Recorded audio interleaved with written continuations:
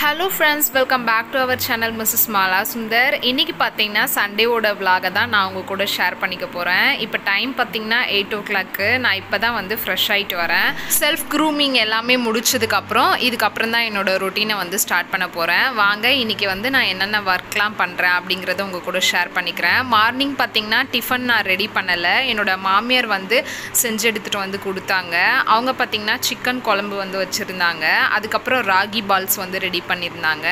Ragi balls பாத்தீங்கன்னா 2 ready பண்ணிருந்தாங்க. என்னோட ஹஸ்பண்டுக்கு ஒன்னு எனக்கு ஒன்னு. பாப்பாவுமே இத சாப்பிடுவா. ஹஸ்பண்ட் வந்து சாப்பிட்டாச்சு. நான் மட்டும் தான் சாப்பிடணும். எனக்கு வந்து இப்ப பசிக்கல, கொஞ்சம் லேட்டா தான் சாப்பிடுவேன். நான் வந்து இப்ப லஞ்ச் மட்டும் தான் பண்ண போறேன். மார்னிங் டிஃபன் வந்து மாமியாரே பண்ணிட்டதுனால பிரேக்ஃபாஸ்ட் பண்ற வேலை வந்து கிடையாது. மீன் பாத்தீங்கன்னா வாஷ் பண்ணி எடுத்துட்டு வந்து வச்சுட்டாங்க என்னோட மாமியார். ஆஃப்டர்நூன் லஞ்சுக்கு மீன் குழம்பு தான் ரெடி பண்ண போகிறேன். மீன் குழம்புக்கு வந்து சின்ன வெங்காயம் ஆட் பண்ணி குழம்பு வைக்கும்போது ரொம்பவும் டேஸ்ட்டாக இருக்கும்.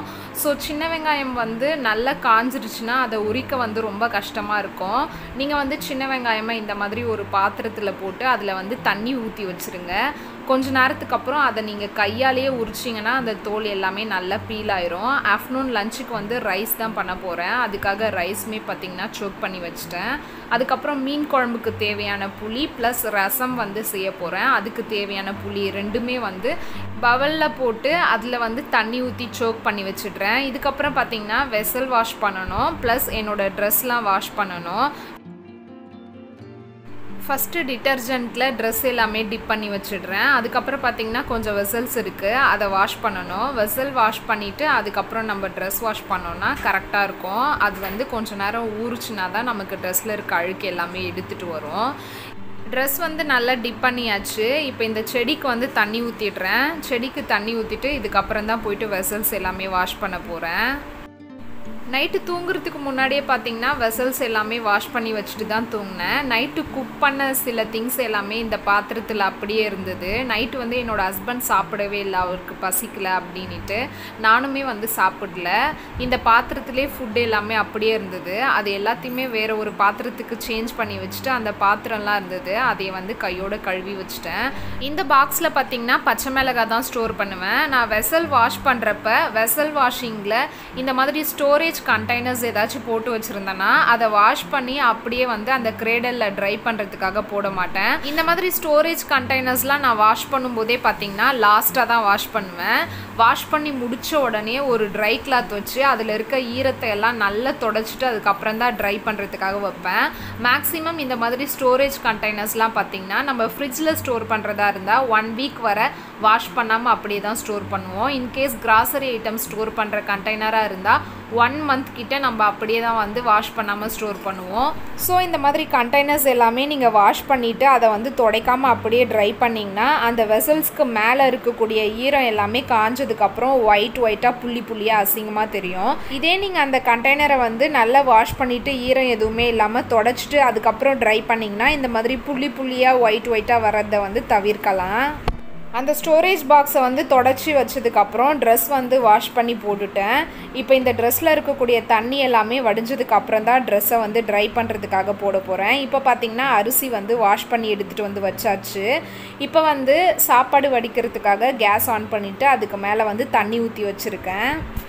ஃபஸ்ட்டு வந்து மிளகு ரசம் ரெடி பண்ணிக்க போகிறேன். அதுக்கு பார்த்திங்கன்னா நான் 2 டீஸ்பூன் கிட்ட மிளகு ஆட் பண்ணிக்கிறேன். இது வந்து சின்ன டீஸ்பூன் அப்படிங்கிறதுனால நான் 4 டீஸ்பூன் வந்து ஆட் பண்ணிக்கிட்டேன். அதுக்கப்புறம் 1 டீஸ்பூன் கிட்ட ஜீரகம், இது ரெண்டையும் வந்து கொஞ்சம் கொரகொரப்பாக ஃபஸ்ட்டு அரைச்சி எடுத்துக்கிறேன். பாருங்கள், இந்த அளவுக்கு கொரகொரப்பாக அரைச்சி எடுத்துருக்கேன். இப்போ இதில் தோல் உரிக்காத பூண்டு ஒரு கைப்பிடி அளவு சேர்த்துக்கிறேன். பூண்டு பார்த்திங்கன்னா தனித்தனியாக எடுத்து வச்சுருக்கேன், அதை வந்து ஒரு கைப்பிடி அளவு சேர்த்துக்கிட்டேன். ஒரு பச்சை மிளகாய், பாதி தக்காளி. இப்போ இதை வந்து கொரகொரப்பாக நம்ம அரைச்சி எடுத்துக்கலாம். திரும்பவும் பாருங்கள், இந்த மாதிரி அரைச்சி எடுத்துருக்கேன். ரசம்க்கு தேவையானதை ரெடி பண்ணுறதுக்குள்ளவே பார்த்திங்கன்னா சாப்பாடு வடிக்கிறதுக்காக வச்சுருந்த தண்ணி நல்லா பாயில் ஆயிடுச்சு. இப்போ கழுவி வச்சுருக்க அரிசி அதில் சேர்த்துக்கிறேன். இப்போ நம்ம ரசம்க்கு தேவையான புளி கரைச்சலை வந்து ரெடி பண்ணிக்கலாம். புளி பார்த்திங்கன்னா ஒரு 1/2 hour இந்த தண்ணியில் ஊறினதுனால நல்லா வந்து ஊறி வந்திருக்கு. இப்போ இதை வந்து நல்லா கையால் கரைச்சிட்டு அதில் இருக்கக்கூடிய புளியோட ஸ்கின் எல்லாமே தனியாக ரிமூவ் பண்ணி எடுத்துடலாம். இப்போ புளி பார்த்திங்கன்னா நல்லா கரைச்சாச்சு. இதில் 1/2 தக்காளியை வந்து ஆட் பண்ணிக்கிறேன். ஒரு கொத்து கருவேப்பிலை ஆட் பண்ணிக்கிறேன். கொத்தமல்லி கொஞ்சமாக ஆட் பண்ணிக்கிறேன். இப்போ தேவையான அளவு உப்பு அதையும் சேர்த்து இப்போ இது எல்லாத்தையுமே கையால் நல்லா வந்து கரைச்சி விட்டுக்கலாம். நம்ம வந்து புளி தண்ணியை கரைக்கும் போதே அதில் கொத்தமல்லி கருவேப்பிலை இதெல்லாம் சேர்த்து நம்ம கையாலவே நசுக்கி விடுறதுனால அந்த அருமை வந்து நல்லா அந்த ரசத்தில் வந்து வரும். ரசம் பண்ணுறதுக்கு புளி கரைச்சல் வந்து ரெடி பண்ணியாச்சு. அதுக்கு முன்னாடி பார்த்திங்கன்னா சாப்பாடு வந்து வெந்துருச்சு. அதை வந்து வடித்து விட்டுடுறேன். ஒயிட் ரைஸ் பார்த்திங்கன்னா நிறைய பேர் குக்கர்லேயே செஞ்சுருவாங்க. அது வந்து நம்மளோட உடம்புக்கு அவ்வளோவும் ஹெல்த்தி கிடையாது. இந்த மாதிரி வடித்து சாப்பிட்றது தான் நம்மளோட உடம்புக்கு வந்து நல்ல ஹெல்த்தியை கொடுக்கும். அது மட்டும் இல்லாமல் குக்கரில் நம்ம அந்த மாதிரி செஞ்சு சாப்பிட்றதுனால நமக்கு வந்து அதிகமான உடல் சோர்வை வந்து ஏற்படுத்தும். இப்போ நம்ம ரசம் செய்ய ஸ்டார்ட் பண்ணிடலாம். ஒரு பாத்திரத்தில் 3 டீஸ்பூன் கிட்ட கடலெண்ணெய் ஆட் பண்ணிக்கிட்டேன். எண்ணெய் பார்த்திங்கன்னா நல்லா காஞ்சிருச்சு. இப்போ இதில் 1/4 டீஸ்பூன் கடுகு ஆட் பண்ணிக்கிட்டேன். கடுகுமே நல்லா பொரிஞ்சிருச்சு. இப்போ இதில் ஒரு கொத்து கருவேப்பிலை ஆட் பண்ணிக்கிட்டேன். காய்ந்த மிளகாய் 4 ஆட் பண்ணிக்கிறேன். ரசம்காக அரைச்சி எடுத்து வச்சுருக்க இன்க்ரீடியன்ட்ஸ் எல்லாமே இதில் ஆட் பண்ணி நல்லா வந்து இந்த எண்ணெயிலே வதக்கி விட்டுக்கலாம். இப்போ இதில் 1/4 டீஸ்பூன் மஞ்சள் தூள் சேர்த்துக்கிறேன். இதையும் எண்ணெயிலே நல்லா வதக்கி விட்டுக்கிறேன். இது எல்லாமே நம்ம எண்ணெயில் வதக்கும்போது நல்ல ஒரு அருமை வரும். இப்போ பார்த்திங்கன்னா இது எல்லாமே நல்லா வதங்கிருச்சு. இப்போ நான் ரெடி பண்ணி வச்சுருக்க புளி கரைச்சலை இதில் சேர்த்துக்கிறேன். இப்போ இது எல்லாத்தையும் நல்லா மிக்ஸ் பண்ணி விட்டுக்கிறேன். ரசம் பார்த்திங்கன்னா நமக்கு ஃபஸ்ட்டு ஒரு கொதி வரும். அப்போவே நம்ம வந்து கேஸ் ஆஃப் பண்ணிடணும். நான் எப்போ அப்படிங்கிறத நான் உங்களுக்கு காமிக்கிறேன். இப்போ சாதத்தில் இருக்கக்கூடிய தண்ணி எல்லாமே நல்லா வடிஞ்சு வந்துருச்சு. இதை வந்து கையோட ஹாட் பேக்கில் வந்து சேஞ்ச் பண்ணி வச்சுட்டேன். இப்போ பாருங்கள் ரசம் வந்து எப்படி கொதி வந்திருக்குன்னு சொல்லிட்டு இப்போ தான் வந்து கொதிக்க ஸ்டார்ட் ஆகுது. இந்த ஸ்டேஜ்லேயே வந்து நம்ம கேஸ் ஆஃப் பண்ணிடணும். இப்போ பார்த்திங்கன்னா நான் கேஸை வந்து ஆஃப் பண்ணிட்டேன். இப்போ இதுக்கு மேலே வந்து கொஞ்சமாக கொத்தமல்லி இலைகளை வந்து தூவி விட்டுக்கலாம். இவ்வளோதான் ஃப்ரெண்ட்ஸ். இப்போ பார்த்திங்கன்னா நமக்கு சூப்பரான மிளகு ரசம் வந்து ரெடி ஆயிடுச்சு. இந்த ரசமையும் கையோட வேறு ஒரு பாத்திரத்துக்கு வந்து சேஞ்ச் பண்ணி வச்சிடுறேன்.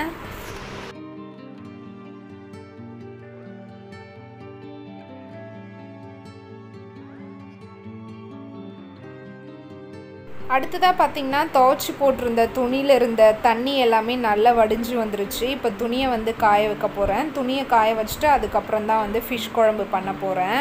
பாப்பா பார்த்திங்கன்னா எப்போவுமே நான் துணி காய வைக்கிறதுக்கு வந்தேன்னா ஒவ்வொரு துணியாக எடுத்து என் கையில் கொடுப்பா.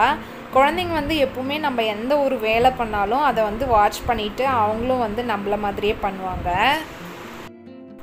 துணி ஃபுல்லாமே பார்த்திங்கன்னா ட்ரை பண்ணியாச்சு. மார்னிங் சின்ன வெங்காயம் வந்து தண்ணியில் ஊற வச்சுருந்தேன்.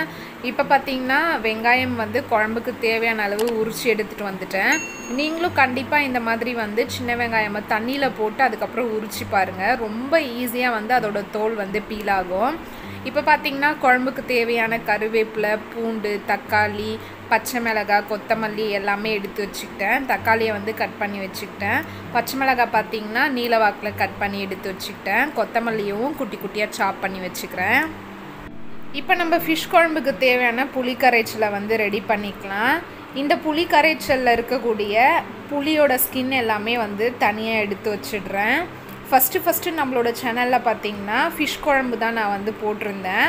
அப்போ பார்த்திங்கன்னா ஃபிஷ் குழம்பை வேறு மாதிரி பண்ணியிருப்பேன். இந்த புளி கரைச்சல்லையே தேவையான மசாலாஸ் எல்லாமே ஆட் பண்ணி கரைச்சி ஃபிஷ் குழம்பு செஞ்சுருப்பேன். இப்போ ரீசெண்டாக வந்து மாங்காய் ஆட் பண்ணி ஃபிஷ் குழம்பு செஞ்சுருப்பேன். இன்றைக்கி வந்து சிம்பிளான ஒரு ஃபிஷ் குழம்பு எப்படி பண்ணுறது அப்படிங்கிறது தான் உங்கள் கூட ஷேர் பண்ணிக்க போகிறேன். இப்போ பார்த்திங்கன்னா இந்த சட்டியில் தான் நான் ஃபிஷ் குழம்பு வந்து பண்ண போகிறேன். சட்டி வந்து நல்லா சூடாயிருச்சு. நான் வந்து இதில் நல்லெண்ணெய் 4 டீஸ்பூன் கிட்ட ஆட் பண்ணிக்கிறேன். இப்போ பார்த்திங்கன்னா எண்ணெய் நல்லா காஞ்சிருச்சு. இதில் கடுகு 1/4 டீஸ்பூன் ஆட் பண்ணிக்கிறேன். இப்போ இந்த கடுகுமே நமக்கு நல்லா பொரிஞ்சு வந்துருச்சு. இதில் வந்து வெந்தயம் 1/2 டீஸ்பூன் கிட்ட ஆட் பண்ணிக்கிறேன். இந்த வெந்தயம் வந்து தீஞ்சிடக்கூடாது. தீஞ்சிருச்சுன்னா குழம்பு வந்து கசக்கும். ஸோ தீயாமல் வந்து பார்த்துக்கோங்க. இப்போ இதில் கட் பண்ணி எடுத்து வச்சுருக்க 3 பச்சை மிளகாய் ஆட் பண்ணிக்கிட்டேன். பச்சை மிளகாய் பார்த்திங்கன்னா நீல வாக்கில் கட் பண்ணி வச்சுருக்கேன். இப்போ இதில் ஒரு 20 பல் பூண்டு தோல் உரித்து எடுத்து வச்சுருந்தேன். அதை சேர்த்துக்கிட்டேன். ஒரு கொத்து கருவேப்பிலை சேர்த்துக்கிட்டேன். இப்போ இது எல்லாத்தையுமே ஆயிலில் நல்லா வதக்கிக்கலாம். இப்போ பூண்டு பார்த்திங்கன்னா நல்லா கோல்டன் ப்ரௌன் கலரில் வதங்கி வந்துருச்சு. இப்போ நான் தோல் உரித்து எடுத்து வச்சுருக்க சின்ன வெங்காயம் இதில் ஆட் பண்ணிக்கிறேன். சின்ன வெங்காயம் பார்த்திங்கன்னா ஒரு 15 சின்ன வெங்காயம் கிட்ட ஆட் பண்ணிக்கிட்டேன். இப்போ இந்த சின்ன வெங்காயம் வந்து நல்லா மிக்ஸ் பண்ணி விட்டுக்கிறேன். இந்த சின்ன வெங்காயம் நமக்கு நல்ல கோல்டன் ப்ரௌன் கலரில் வரணும். இப்போ வெங்காயம் பாருங்கள் நமக்கு நல்ல கோல்டன் ப்ரௌன் கலரில் வதங்கி வந்துருச்சு. இப்போ இதில் கட் பண்ணி எடுத்து வச்சுருக்க 2 பெரிய தக்காளி அதை இதில் சேர்த்து நல்லா மிக்ஸ் பண்ணி விட்டுக்கிறேன். இப்போ பாருங்கள் இந்த தக்காளியுமே நமக்கு நல்லா குழஞ்சி வதங்கி வந்திருக்கு. இப்போ நான் இதில் 1/4 டீஸ்பூன் கிட்ட மஞ்சள் தூள் ஆட் பண்ணிக்கிறேன். இப்போ இதில் குழம்பு மிளகாய் தூள் 3 டீஸ்பூன் கிட்ட நான் ஆட் பண்ணிக்கிறேன். உங்களோட காரத்துக்கு ஏற்ற மாதிரி நீங்கள் ஆட் பண்ணிக்கோங்க. இப்போ இது எல்லாத்தையுமே நம்ம நல்லா ஆயிலில் வதக்கி விட்டுக்கலாம், இதோட பச்சை ஸ்மெல்லாம் போகிற மாதிரி.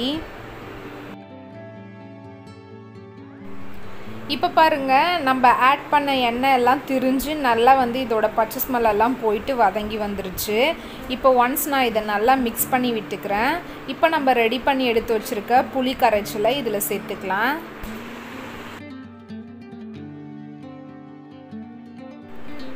இப்போ இதை நல்லா மிக்ஸ் பண்ணி விட்டுக்கிறேன். இப்போ இது வந்து நமக்கு ஒரு 20 மினிட்ஸ் நல்லா வந்து பாயில் ஆகணும்.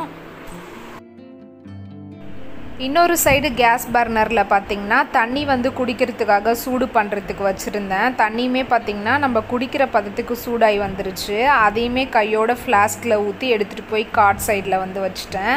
எப்போவுமே பார்த்திங்கன்னா காட்டோட ஹெட் சைடில் இருக்கக்கூடிய ஸ்பேஸில் 2 வாட்டர் பாட்டிலில் வந்து தண்ணி ஃபில் பண்ணி வச்சுருவேன். ஒன்ஸ் அது காலி ஆயிடுச்சுன்னா திரும்பவும் ரீஃபில் பண்ணி வச்சுருவேன். எவ்வளோக்கு எவ்வளோ நம்ம தண்ணி குடிக்கிறோமோ அவ்வளோக்கு அவ்வளோ நம்மளோட உடம்புக்கும் ரொம்பவும் நல்லது.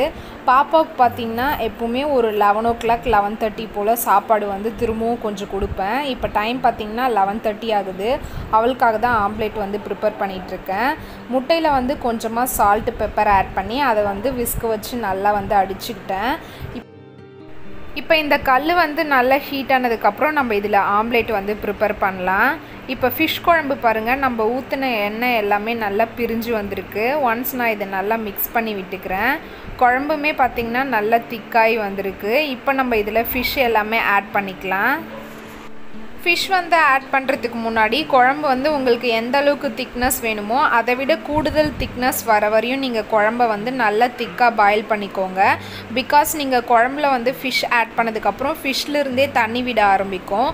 ஸோ குழம்பு வந்து நல்லா திக்கானதுக்கப்புறம் அதில் வந்து நீங்கள் ஃபிஷ் ஆட் பண்ணிக்கோங்க. குழம்பு வந்து தண்ணியாக இருக்கும் போதே நீங்கள் ஃபிஷ் ஆட் பண்ணிட்டீங்கன்னா குழம்பு வந்து இன்னும் தண்ணியாக போயிடும். இப்போ ஃபிஷ் எல்லாமே ஆட் பண்ணியாச்சு. இந்த ஃபிஷ் வந்து குழம்புக்குள்ளே முழுகிற மாதிரி கரண்டி வச்சு லைட்டாக வந்து உள்ளே ப்ரெஸ் பண்ணி விட்டுக்கிறேன். ஃபிஷ் ஆட் பண்ணதுக்கப்புறம் ஒரு 10 மினிட்ஸ் வந்து நம்ம பாயில் பண்ணிக்கலாம். இப்போ பார்த்திங்கன்னா இந்த தோசைக்கல்லுமே நமக்கு நல்லா சூடாயிருச்சு. இப்போ இந்த தோசைக்கல்லுக்கு மேலே கொஞ்சமாக கடலெண்ணெய் வந்து ஸ்ப்ரெட் பண்ணி விட்டுக்கிறேன். இப்போ இதுக்கு மேலே வந்து நம்ம மிக்ஸ் பண்ணி வச்சுருக்க எக்கு வந்து ஊற்றிக்கலாம்.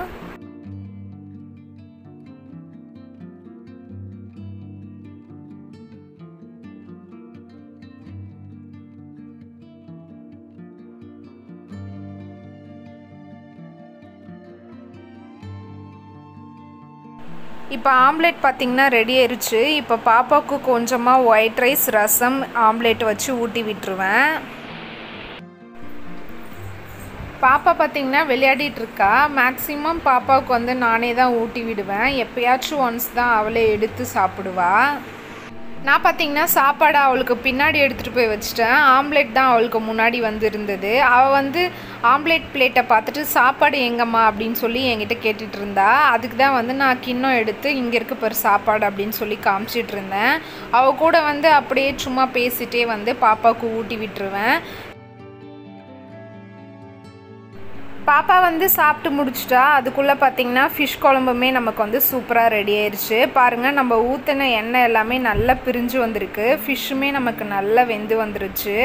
இவ்வளோ தான். இப்போ பார்த்திங்கன்னா இந்த ஃபிஷ் குழம்பு வந்து நமக்கு ரெடி ஆயிடுச்சு. நான் வந்து கேஸையுமே ஆஃப் பண்ணிட்டேன்.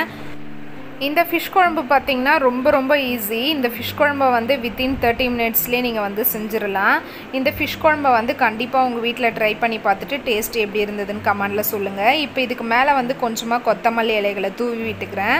இவ்வளோ தான் ஃப்ரெண்ட்ஸ், இந்த விலாகை வந்து இதோட நான் முடிச்சுக்கிறேன். இந்த வீடியோ வந்து கண்டிப்பாக உங்களுக்கு யூஸ்ஃபுல்லாகவும் இன்ட்ரெஸ்டிங்காகவும் இன்ஃபர்மேட்டிவாகவும் மோட்டிவேஷ்னலாகவும் இருந்திருக்கும்னு நினைக்கிறேன். என்னோட வீடியோஸ் நீங்கள் ஃபஸ்ட் டைம் பார்க்குறீங்கன்னா மறக்காமல் என்னோட சேனலை சப்ஸ்கிரைப் பண்ணிக்கோங்க. பக்கத்தில் இருக்க பெல் ஐக்கானை கிளிக் பண்ணுங்கள். அதில் ஆல்ன்ற நோட்டிஃபிகேஷன் இருக்கும், அதையும் கிளிக் பண்ணிக்கோங்க. அப்போ தான் ஒவ்வொரு டைம் நான் போடுற நியூ வீடியோஸ் உங்கள் நோட்டிஃபிகேஷனுக்கு வரும். என்னோடய வீடியோஸ் உங்களுக்கு பிடிச்சிருந்தா என்னோடய வீடியோஸை உங்கள் ஃப்ரெண்ட்ஸ் கூட ஷேர் பண்ணுங்கள், லைக் பண்ணுங்கள், கமெண்ட் பண்ணுங்கள். இதோட நெக்ஸ்ட்டு ஒரு சூப்பரான வீடியோவோட நான் உங்களை மீட் பண்ணுறேன். Take care, bye bye.